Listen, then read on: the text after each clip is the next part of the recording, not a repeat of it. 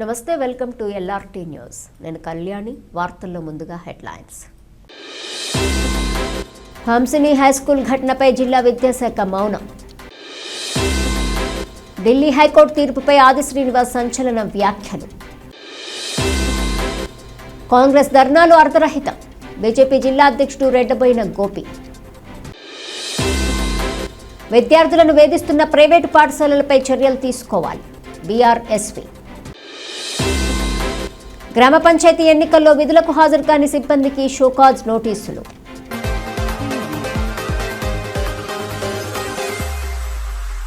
National Herald కేసులో Sonia Gandhi, Rahul గాంధీలపై ED దాఖలు చేసిన ఛార్జ్షీట్ను ఢిల్లీ హైకోర్టు పరిగణలోనికి తీసుకోకపోవడం కేంద్రంలోని మోదీ, అమిత్ షా ప్రభుత్వానికి చెంపపెట్టు లాంటిదని రాష్ట్ర ప్రభుత్వ విప్ ఆది శ్రీనివాస్ అన్నారు. ఈ సందర్భంగా జిల్లా కాంగ్రెస్ పార్టీ ఆధ్వర్యంలో గురువారం జిల్లా బీజేపీ కార్యాలయం ఎదుట భారీ ధర్నా నిర్వహించారు. కేంద్ర ప్రభుత్వం దర్యాప్తు సంస్థలను ఉపయోగించి ప్రతిపక్షాలపై కక్ష సాధింపు చర్యలకు పాల్పడుతోందని ఆయన విమర్శించారు. ప్రశ్నించే గొంతులను అణచివేయటమే లక్ష్యంగా మోదీ ప్రభుత్వం పనిచేస్తోందన్నారు. స్థానిక సంస్థల ఎన్నికల్లో బీజేపీ ప్రజల్లో విశ్వాసం కోల్పోయిందని ఎద్దేవా చేశారు. ఈ కార్యక్రమంలో జిల్లా కాంగ్రెస్ అధ్యక్షుడు సంగీతం శ్రీనివాస్ సహా పలువురు నాయకులు, కార్యకర్తలు పాల్గొన్నారు.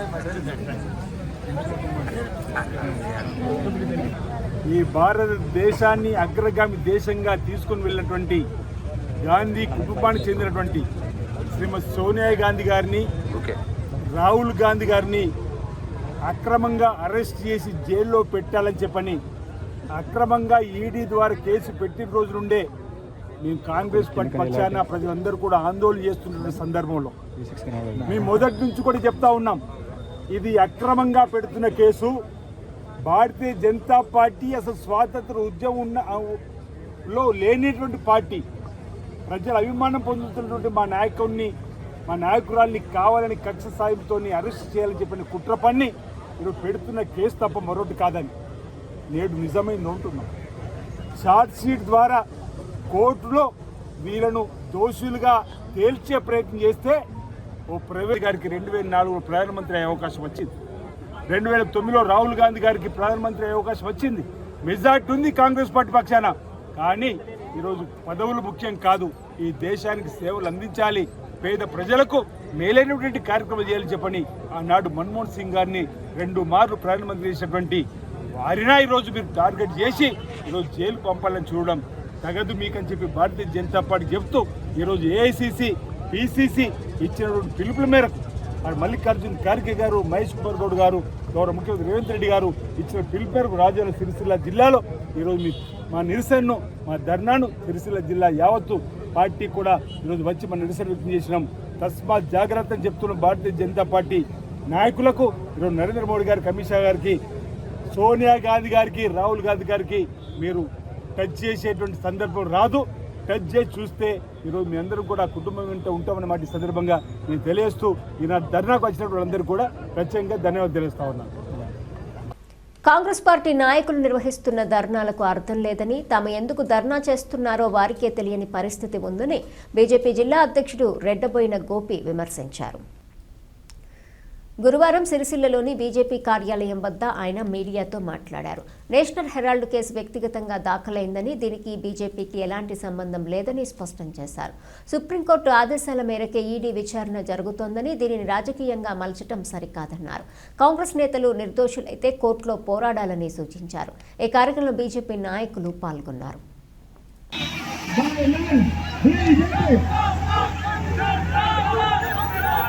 కాంగ్రెస్ పార్టీ అంటే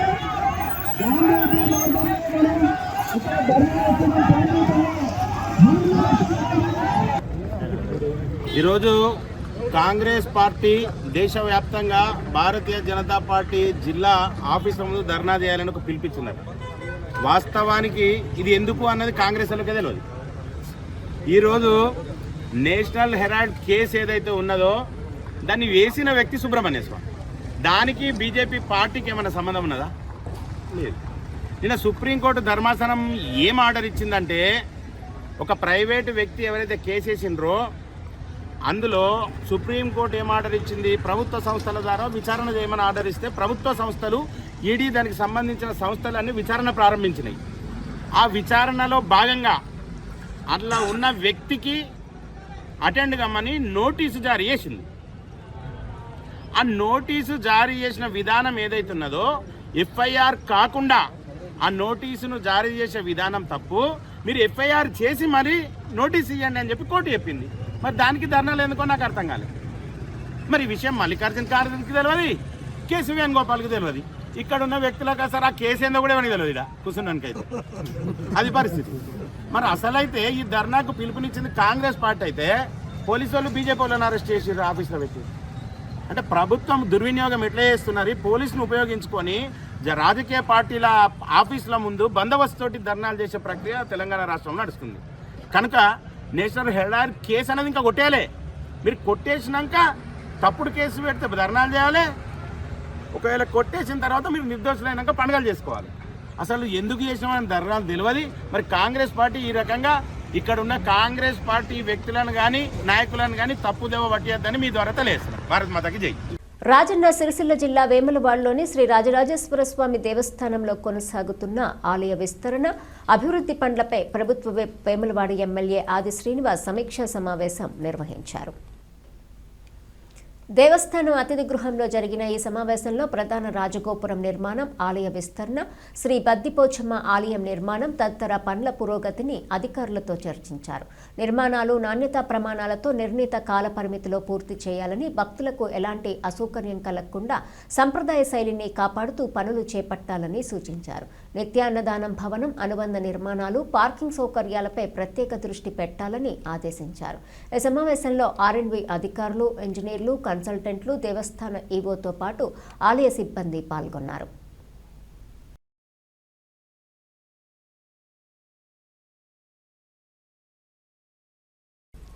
వేములవాడ పట్టణంలోని ప్రైవేటు పాఠశాలల్లో విద్యార్థులపై జరుగుతున్న వేధింపులను వెంటనే అరికట్టాలని బీఆర్ఎస్వి నియోజకవర్గ నాయకులు పోతు అనిల్ కుమార్ డిమాండ్ చేశారు. గురువారం మండల విద్యాధికారి కార్యాలయానికి వినతిపత్రం సమర్పించిన సందర్భంగా ఆయన మాట్లాడుతూ, నిబంధనలకు విరుద్ధంగా విద్యార్థులను కొట్టడం, ఆదివారాల్లో స్పెషల్ క్లాసుల పేరుతో ఒత్తిడి పెంచడం ఆందోళనకరమన్నారు. ప్రతి పాఠశాలకు నోటీసులు జారీ చేసి విద్యార్థుల పట్ల మర్యాదగా నడుచుకునేలా చర్యలు తీసుకోవాలని కోరారు. స్పందించని పక్షంలో జిల్లా కలెక్టర్కు ఫిర్యాదు చేస్తామని హెచ్చరించారు. ఈ కార్యక్రమంలో బీఆర్ఎస్పీ నాయకులు తుమ్మల దిలీప్, రాకేష్, శివ తదితరులు పాల్గొన్నారు. నుంచి పడితే నాంపల్లి వరకు ఉన్నటువంటి ప్రైవేట్ పాఠశాలలు, అదేవిధంగా కార్పొరేట్ కమ్యూనికేషన్తో బ్రాంచ్లు తెచ్చుకున్న కొన్ని పాఠశాలలు అన్నీ కూడా స్పెషల్ క్లాసుల పేరుతో ఆదివారం, సెకండ్ సాటర్డే అవి ఏవి కూడా చూడకుండా వాళ్ళ ర్యాంకుల కోసం, వాళ్ళ స్వార్థాల కోసం విద్యార్థులను తీవ్రంగా ఇబ్బంది పెడుతున్నాయి. గత కొద్ది రోజులుగా ఒక పాఠశాలలో ఇష్టం వచ్చినట్టు కొట్టిరు. మళ్ళీ అదేవిధంగా ఇప్పుడున్నటువంటి వ్యవస్థలో మొన్న మాకు ఒకటి తెలిసింది, ఒక పిల్లానికి తీవ్రంగా ఇంజూరీ కావడం జరిగింది కొట్టడం వల్ల. అదేవిధంగా గత 3-4 కంప్లైంట్లు మా బీఆర్ఎస్ దృష్టికి వచ్చినాయి. మేము ఎంఈఓ గారి దృష్టికి కూడా తీసుకెళ్ళాం. పేరెంట్స్ మీటింగ్ పెట్టండి నెలకు ఒక్కసారి. మీరు కొట్టే బాధ్యత మీకు లేదు. వాళ్ళు ఫీజు కడుతురు, చదివించే బాధ్యత మీకుంది, చదువు చెప్పే బాధ్యత మీకుంది. అంతేగాని రూల్స్ను బ్రేక్ చేసి వాళ్ళని ఇష్టం వచ్చి కొడతా అంటే మా విద్యార్థి సంఘాలు ఊరుకోవు. తెలిసి తెలియని పిల్లలు వాళ్ళు, చిన్నపిల్లలు వాళ్ళు, చదువుకునే పిల్లలు, మీ మనలాగా ఉన్నటువంటి పిల్లలు కాదు. మీరు వెంటనే ప్రతి నెల పేరెంట్స్ మీటింగ్ పెట్టి పేరెంట్స్ దృష్టికి తీసుకెళ్ళాలి. ఒకవేళ ఆ విద్యార్థితో ఇబ్బంది ఉంటే ఈ సంవత్సరం టీసీ చెల్లగొట్టండి. అంతేగాని నువ్వు ఎట్లా కొడతావు, ఏ రకంగా కొడతారు మీరు, నాకు అర్థం కాదు. ప్రతి ప్రైవేట్ పాఠశాలలో ఇదే జరుగుతుంది గత కొద్ది రోజులుగా. ఒక పాఠశాల పోతూ ఇంకో పాఠశాల, ఇంకో పాఠశాల పోతూ ఇంకో పాఠశాల. మరి ఎంఈఓ ఏం చేస్తున్నారు నాకు అర్థం కాదు. పర్మిషన్ లేని పాఠశాల గురించి మాట్లాడితే అదట్నే వదిలేసిరు. మొన్నటికి మొన్న ఒక పాఠశాలలో 10th క్లాస్కు ఆయన స్పెషల్ క్లాస్కి రాలేదని కొట్టిండట. ఇంకో పాఠశాలలో మేడంకు ఎక్కడో ఫస్ట్ స్టేషన్ వస్తే పాపం ఆయన ఘోరంగా కొట్టడం జరిగింది. అరే మీరు మీ ఫ్రస్ట్రేషన్ విద్యార్థుల మీద ఎందుకు తీస్తున్నారు? మేము అడుగుతున్నాం మా విద్యార్థి పక్షాన. వెంటనే ఎంఈఓ గారు ప్రతి పాఠశాలలకు నోటీసులు పంపాలి, స్పెషల్ క్లాసుల పేరు మీద విద్యార్థులను వేధించద్దు అని చెప్పేసి మా బీఆర్ఎస్ పక్షాన కోరుతున్నాం. లేని పక్షంలో ప్రస్తుతం స్థానికంగా ఇప్పుడు ఉన్నటువంటి ఎంఈఓ లేరు, ఇప్పుడు మేము వచ్చినా కూడా లేరు. మీ పైన కలెక్టర్ గారి కంప్లైంట్ చేస్తాం, సస్పెండ్ చేయమని. ఎందుకంటే సమయ నియమావళి లేదు, నేను గంట అవుతుంది మేము వెయిట్ చేయబట్టి. ఇప్పటివరకు ఎంఈఓ లేకపోవడం ఎంతవరకు సమంజసం అండి? వెంటనే ఎంఈఓ గారు స్పందించాలి. విద్యార్థుల తండ్రిదండ్రులు కూడా మీరు మీ పిల్లలకు ఫీజులు కడుతున్నారు, చదువు చెప్పించాల్సిన బాధ్యత వాస్తవంగా ఉండాలి. కానీ దాన్ని ఎంతవరకు పరిమితికి మించి అనేది వాడద్దు ప్రైవేట్ పాఠశాలలు అని చెప్పేసి మేము కోరుతున్నాం. రైతులకు ఎరువుల సరఫరాలో ఇబ్బందులు లేకుండా రాష్ట్ర వ్యవసాయ శాఖ రూపొందించిన ఫెర్టిలైజర్ యాప్పై విస్తృత అవగాహన కల్పించాలని ఇన్ఛార్జ్ కలెక్టర్ గరిమా అగర్వాల్ సూచించారు. సిరిసిల్ల మున్సిపల్ పరిధిలోని చంద్రంపేట రైతు వేదికలో ఫెర్టిలైజర్ షాప్ యజమానులు, ఐకేపీ డీలర్లు, వ్యవసాయ అధికారులు, PACS కార్యదర్శులకు గురువారం నిర్వహించిన శిక్షణ కార్యక్రమంలో ఆమె ముఖ్య అతిథిగా పాల్గొన్నారు. యాప్ ద్వారా ఎరువుల లభ్యత, కేటాయింపుల వివరాలు రైతులకు సులభంగా తెలుస్తాయని, షాపుల వద్ద రైతులకు యాప్ వినియోగంలో సహాయం చేసేలా ఏర్పాట్లు చేయాలని సూచించారు. అలాగే ఆయిల్ ఫామ్ సాగు విస్తీర్ణం పెంపుతో రైతులకు అధిక లాభాలు ఉంటాయని పేర్కొని ఆసక్తిగల రైతుల వివరాలను వ్యవసాయ, ఉద్యానవన శాఖలకు తెలియజేయాలని అన్నారు. కార్యక్రమంలో జిల్లా వ్యవసాయ అధికారి అఫ్జల్ బేగం, ఉద్యానవన శాఖ అధికారి శరత్ బాబు తదితరులు పాల్గొన్నారు. రాజన్న సిరిసిల్ల జిల్లాలో నిర్వహించిన గ్రామ పంచాయతీ ఎన్నికల్లో విధులకు హాజరు కాని సిబ్బందిపై జిల్లా ఎన్నికల అధికారి ఇన్ఛార్జ్ కలెక్టర్ గరిమా అగర్వాల్ కఠిన చర్యలు తీసుకున్నారు. ఎన్నికల విధులను నిర్లక్ష్యం చేసిన మొత్తం 136 మంది సిబ్బందికి షోకాజ్ నోటీసులు జారీ చేశారు.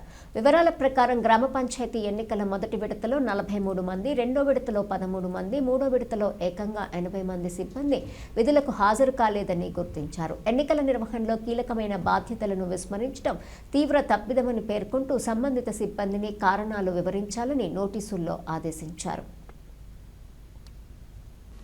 కోనరావుపేట మండలం మామిడిపల్లి గ్రామానికి నూతనంగా ఎన్నికైన సర్పంచ్ పన్నాల లక్ష్మారెడ్డి, ఉప సర్పంచ్ కాసర్ల పవిత్రతో పాటు వార్డు సభ్యులు బెదిరే మహిపాల్, కులేరి రవి, నంద్యాడపు రజిత, లోకుర్తి శంకర్లు కాంగ్రెస్ పార్టీలో చేరారు. రాష్ట్ర ప్రభుత్వ విప్ ఆది శ్రీనివాస్ ఆధ్వర్యంలో జరిగిన కార్యక్రమంలో వారికి కండువా కప్పి కాంగ్రెస్ పార్టీలోకి ఆహ్వానించారు. ఈ సందర్భంగా నూతన పాలకవర్గానికి శుభాకాంక్షలు తెలియజేసి ఘనంగా సత్కరించారు. గ్రామాల అభివృద్ధితోనే రాష్ట్రం అభివృద్ధి చెందుతుందని ఆది శ్రీనివాస్ పేర్కొంటూ నూతన పాలకవర్గానికి తన వంతు సహాయ సహకారాలు అందిస్తామని భరోసా ఇచ్చారు.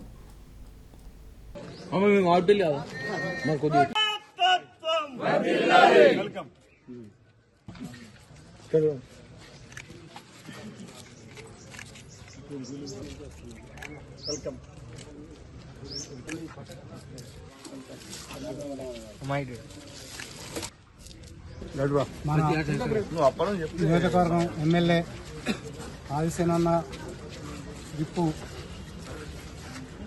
గారి ఆధ్వర్యంలో మామిడిపల్లి గ్రామం నుండి మా గ్రామ పంచాయతీ పాలకవర్గం మరియు గ్రామ ప్రజలతోని పెద్ద ఎత్తున కాంగ్రెస్ పార్టీలో చేరడం జరిగింది.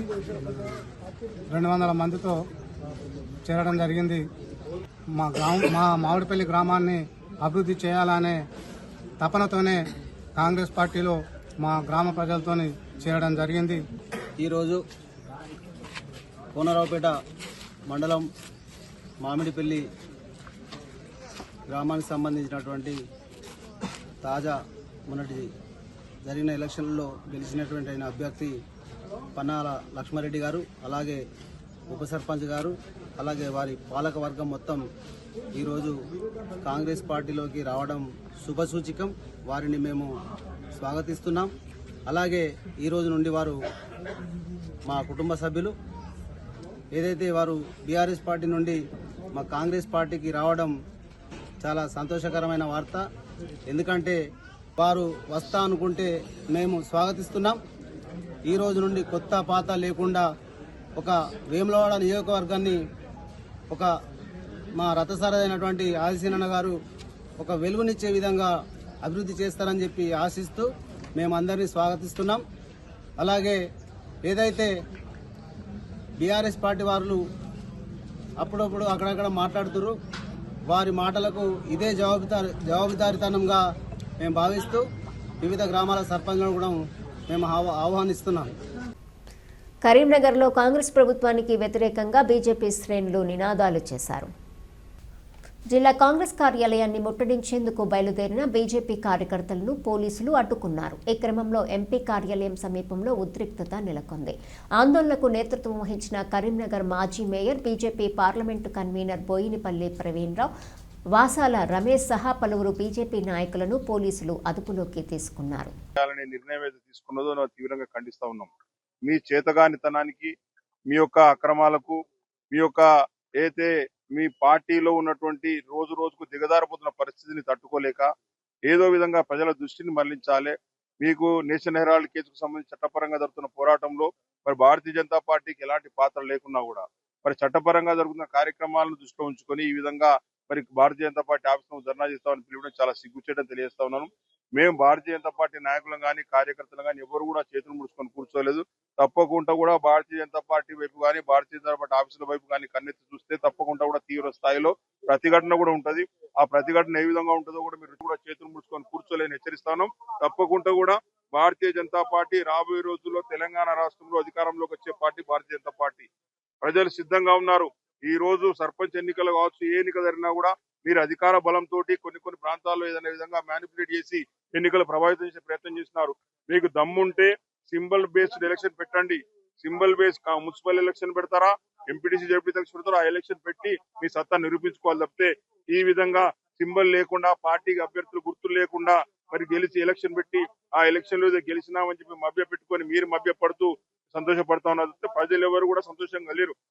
మీరు ఇచ్చిన ఏ హామీలు కూడా ఈ రాష్ట్రంలో మీరు పూర్తిగా చేయలేదు.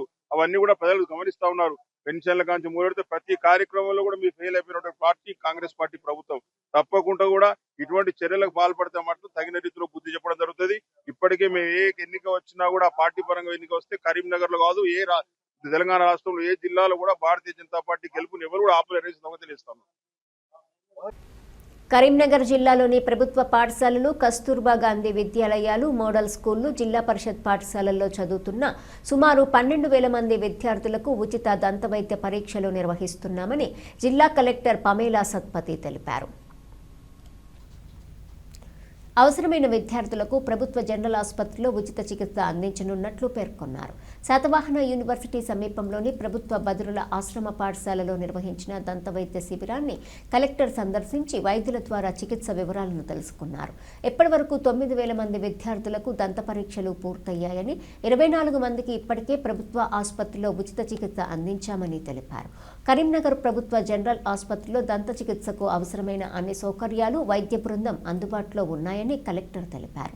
ఈ కార్యక్రమంలో ప్రభుత్వ ప్రధాన ఆసుపత్రి superintendent Veerareddy, RMO Naveen, dental నిపుణులు తదితరులు పాల్గొన్నారు. జాతీయ కుష్టు నిర్మూలన కార్యక్రమంలో భాగంగా ఈ నెల 18 నుంచి 31వ తేదీ వరకు ఇంటింటి సర్వే నిర్వహించి కుష్టు వ్యాధిగ్రస్తులను గుర్తించనున్నట్లు జిల్లా కలెక్టర్ పమేలా సత్పతి తెలిపారు. గురువారం మానకొండూరు ప్రాథమిక ఆరోగ్య కేంద్రంలో ఈ కార్యక్రమాన్ని ఆమె ప్రారంభించారు. ఈ సందర్భంగా కలెక్టర్ మాట్లాడుతూ ఆరోగ్య సిబ్బంది ప్రతి ఇంటిని సందర్శించి అనుమానితులను గుర్తించాలని, నిర్ధారణ అయిన వారికి ప్రభుత్వం ఉచితంగా అందిస్తున్న మందులతో పూర్తి చికిత్స అందించాలని సూచించారు. ప్రజలు సర్వేకు సహకరించాలని కోరారు.